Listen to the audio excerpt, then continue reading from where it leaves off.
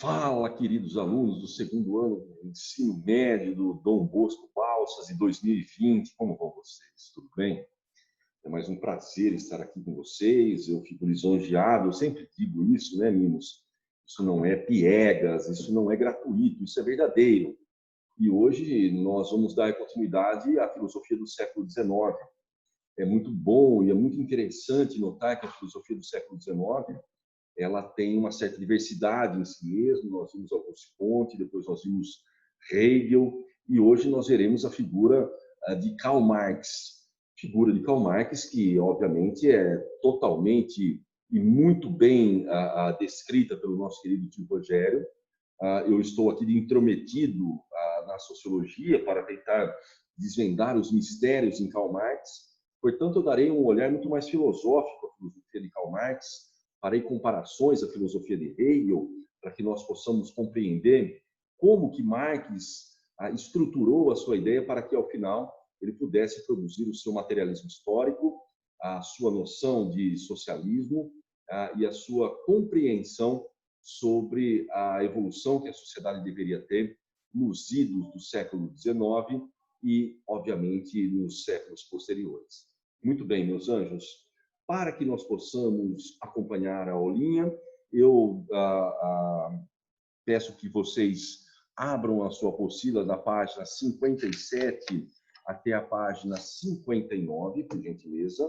Uma vez feito isso, eu vou, da minha parte aqui, abrir a aulinha que nos permite visualizar aquilo que se consumou no período em que Karl Marx colocou em evidência a sua filosofia.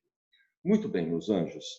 Primeiro, vamos contextualizar o período histórico que nós estamos vendo para tentar situar Karl Marx. No século XVIII, principalmente a partir do século XVIII, a Revolução Industrial tomou corpo na Inglaterra e se disseminou por toda a Europa, meus anjos. O modelo de produção industrial ele acaba prevalecendo sobre o modelo manufatureiro que era utilizado durante o período feudal, e uma série de transformações sociais se dão nesse sentido. Muito bem. Não é só o ritmo de produção, não é só o processo de produção em si que evidencia as alterações sociais, mas também a configuração da sociedade. Nós temos um exemplo clássico da sociedade industrial inglesa no início da Revolução, na obra descrita por Charles Dickens, chamada Oliver Twist.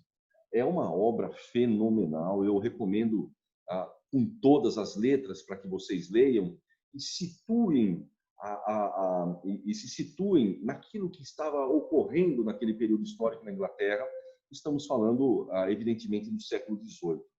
A quantidade de órfãos, a quantidade de pessoas pobres, a quantidade de pessoas indesejadas e a quantidade de mendigos, ela aumenta sistematicamente em todas as cidades que alavancaram a produção industrial. Isso não é culpa, evidentemente, única e exclusivamente dos industriais, mas é por conta da política econômica adotada na Inglaterra, a chamada política dos cercamentos, que impede os produtores de manterem a produção agrícola para a subsistência. A produção agrícola inglesa deveria servir as indústrias, basicamente com lã e algodão. Nesse sentido, as pessoas que faziam parte do mundo agrário inglês mudam-se para a cidade em busca de emprego. Essas cidades se tornam inchadas, essas cidades se tornam violentas, extremamente complexas em si mesmo, e a pobreza se torna um fator de evidência nessas sociedades. Uma vez detectada essas mazelas, nós podemos afirmar que, a partir da Revolução Industrial, portanto, todo um processo de transformação que ocorreu nas cidades europeias nesse momento histórico permite que pensadores como Karl Marx sugiram que o grande problema dessas mazelas sociais que eu acabei citando é justamente o modelo capitalista industrial.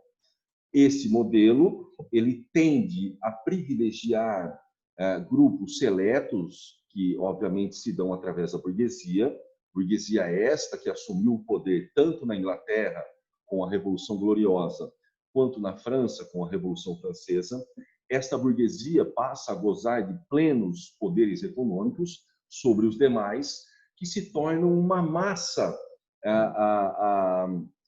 justamente voltada para servir esses burgueses. Essa massa populacional, ela vive em condições precárias, ela é a detentora da produção da riqueza material, mas ela não fica com essa riqueza que é transferida para o burguês, e disso resulta o resultado desse processo é justamente uma relação caótica que se dá dentro dos centros urbanos e industriais. Ou seja, as pessoas que vivem nesse lugar, principalmente aquelas que estão ligadas ao proletariado, que é essa massa produtiva utilizada pela burguesia, esse grupo social é um grupo marginalizado economicamente e também, segundo Karl Marx, torna-se marginalizado intelectualmente e, sobretudo, politicamente.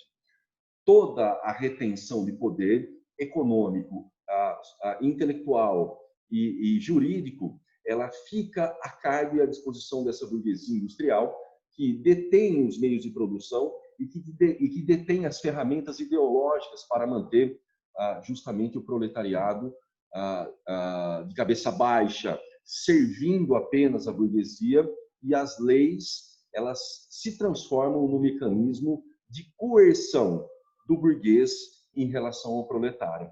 Então, percebam que, segundo a visão de Karl Marx, há muito mais problemas do que, evidentemente, pontos positivos nessa sociedade capitalista industrial que se forma principalmente a partir do século XVIII e XIX.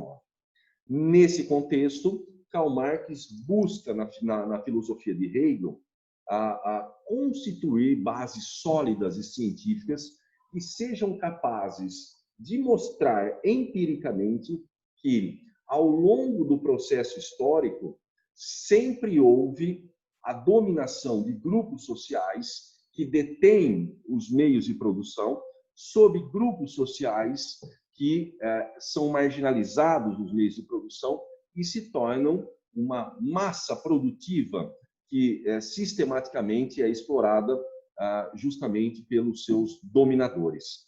Então, meninos, Karl Marx busca na filosofia de Hegel, na dialética de Hegel, essa metodologia que lhe permite mostrar que o que estabelece as relações e vínculos entre os indivíduos não é a troca de experiência racional, não é a relação de tese e antítese de ideias que proporcionará o espírito criador do homem. Segundo Karl Marx, há um problema muito maior que esse. O problema está que os homens eles não dialogam em iguais condições. Pelo contrário, a dialética que propõe Karl Marx mostra que os homens eles dialogam de acordo com a sua posição no sistema de produção material. Então, por exemplo, um nobre dialogando com um servo, não há um diálogo recíproco, não há uma troca de ideias, não há teses e antíteses entre eles. Pelo contrário, há uma imposição de valores que parte justamente do nobre para com o servo. O servo é uma massa instrumental que serve ao nobre justamente para que o nobre mantenha-se dominante e o servo mantenha-se explorado pela figura da nobreza. Então, meus anjos, o que propõe Marx em sua dialética marxista, ao contrário daquilo que propôs Hegel? O primeiro ponto que nós vamos defender aqui em Marx é que o material é definidor do ideológico, ou seja, é a partir do sistema de produção material que se identifica as formas de pensamento a que cabem uma sociedade em seu tempo. Vejam, meninos, isso se dá em todas as esferas do conhecimento, em todas as esferas das relações sociais, seja na economia, seja no trabalho, seja na subsistência, seja nas fundamentações de ideias, o que concerne, portanto, na ideologia. A ideologia, ela se constitui pelo conjunto de pensamentos que vigoram em determinada época histórica, e o valor ou as relações ideológicas que são válidas ao longo da história sempre estão ao lado daqueles que dominam o sistema de produção material. E sempre se impõem justamente aqueles que servem de massa de manobra, que servem de mão de obra, justamente para constituir a riqueza daqueles que são donos do capital ou simplesmente donos dos sistemas ou meios de produção. Ou seja, o sistema de produção, de acordo com os sistemas de produção, de acordo com com sua relação histórica, permite-nos identificar que em cada momento da história houve um grupo social que projetou a dominação por esse outro em relação a outro grupo social. Essa dominação não é só feita a partir dos aspectos materiais, da infraestrutura. Ela também cabe naquilo que Marx chamou na superestrutura, ou seja, as leis, os fundamentos jurídicos, a ideologia, tudo isso passa pelo modo de vida, pelo modo como as classes dominantes veem a realidade e se impõem e tornam naturais aqueles que recebem essa condição, que são justamente aqueles que estão ligados à mão de obra. Obviamente que nós podemos citar dessas relações, historicamente, a relação entre plebeus e patrícios em Roma, de escravos e senhores na Roma antiga e também na Grécia, de servos e nobres durante a Idade Média, e no sistema capitalista industrial nós temos o burguês e o proletário. Portanto, meninos, a ideologia que acaba vigorando no sistema atual é justamente uma ideologia que perpassa justamente os interesses desta burguesia, que se fundamentam não só nos meios de produção, que aliena o indivíduo do seu trabalho, ou seja, o indivíduo trabalha, produz, mas não tem acesso a essa mercadoria. Toda a riqueza produzida pelo indivíduo, ela acaba sendo justamente usurpada pelo burguês. Nesse contexto, galerinha, principalmente hoje, na atualidade, há uma certa forma negativa ou errônea de se visualizar o marxismo e de se visualizar aqueles que são chamados de esquerda, né, meus anjos? Não que eu esteja defendendo nenhum ou nem outro, mas o que incomoda é justamente a forma como as pessoas veem, a forma pejorativa e dada ao senso comum que as pessoas veem o marxismo e também o pensamento de esquerda. Nada mais, nada menos que Marx propõe, através da filosofia, uma superação dessa desigualdade, desses desencontros de interesses, desse conflito de classes existentes ao longo da história, que se condiciona ao seu materialismo histórico, e a partir dessa superação nós teríamos a revogação da classe dominante, da burguesia, no caso, e criaríamos uma sociedade planificada, uma sociedade homogênea, não só no seu aspecto econômico, mas também no seu aspecto ideológico. Nós não teríamos uma dominação ou uma imposição de valores ideológicos para com alguma classe, pois todos estariam contidos numa mesma classe social e viveriam planificados. Evidentemente que Karl Marx chamou essa sociedade de sociedade socialista. Com o tempo, essa sociedade ela tenderia ao hábito de se cooperar, e dessa cooperação nós teríamos, ao final, uma sociedade que ele chama de comunista, o comunismo seria um segundo passo, portanto, da sociedade socialista. Então, meus queridos, é interessante nós colocarmos em evidência que, ainda hoje, grande parte das resoluções políticas, das resoluções jurídicas e econômicas, realmente estão contidas num pequeno grupo. Se você for notar o nosso Congresso Nacional hoje, se você for notar o nosso ministro da Economia, certamente eles têm algum tipo de ligação com grupos produtivos, com grupos que detêm o capital, seja a bancada ruralista, seja a bancada dos banqueiros, seja a bancada evangélica, seja outro tipo de bancada que defende princípios particulares. Todas elas têm representantes na Câmara dos Deputados, no Senado ou no Ministério da Economia, para que, obviamente, os seus interesses sejam configurados. E nós sempre falamos que quem paga a conta é a população. Nesse caso, a população somos nós, ou aqueles que que estão justamente ligados ao chamado proletariado. Mas, meus anjos, o que mais chama atenção também em Marx é que, no momento em que se configura essas relações de interesse na chamada superestrutura, dentro dos congressos nacionais, dentro dos senados, etc.,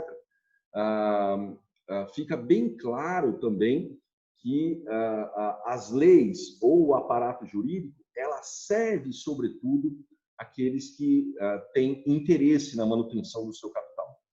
E um dos pontos mais relevantes, segundo Karl Marx, é justamente a utilização da religião como instrumento de alienação do povo. Isso, obviamente, permitiria que a população mais pobre, ao invés de reivindicar com os burgueses ou reivindicar uma relação econômica, jurídica e política mais equilibrada, usa a religião como instrumento de alienação de si mesmo, o que, obviamente, torna a religião um objeto de repulsa da figura de Karl Marx, no sentido de que ele não corrobora em nada para que os indivíduos criem consciência de classe e se permitam dialogar com outras classes sociais ou mesmo eliminar outras classes sociais com o intuito de viver em uma sociedade mais equilibrada, mais harmônica e mais homogênea, econômica e politicamente. Deixei para vocês aqui 2 quadrinhos para que vocês possam ir um pouco mais além e se identificar com a ideia de ideologia e se identificar justamente aqui com as questões mais relevantes de Karl Marx. Eu espero que vocês aproveitem essa aula. Eu vou deixar uma tarefinha para vocês, que nós vamos fazer na próxima aula. Essa tarefa, ela se constitui em fazer as páginas 60 a 63. Na próxima aula, portanto, será corrigido aqui com vocês a página 60 até a página 63. Eu espero que vocês façam para que, obviamente, vocês retirem toda e qualquer dúvida que tiver comigo nas aulas posteriores. Tudo bem, meus anjos? Fico à disposição de vocês. Espero que tudo tenha ficado claro. E, do mais, eu desejo a vocês um grande beijo e muita saudade de todos, tá? Fiquem bem.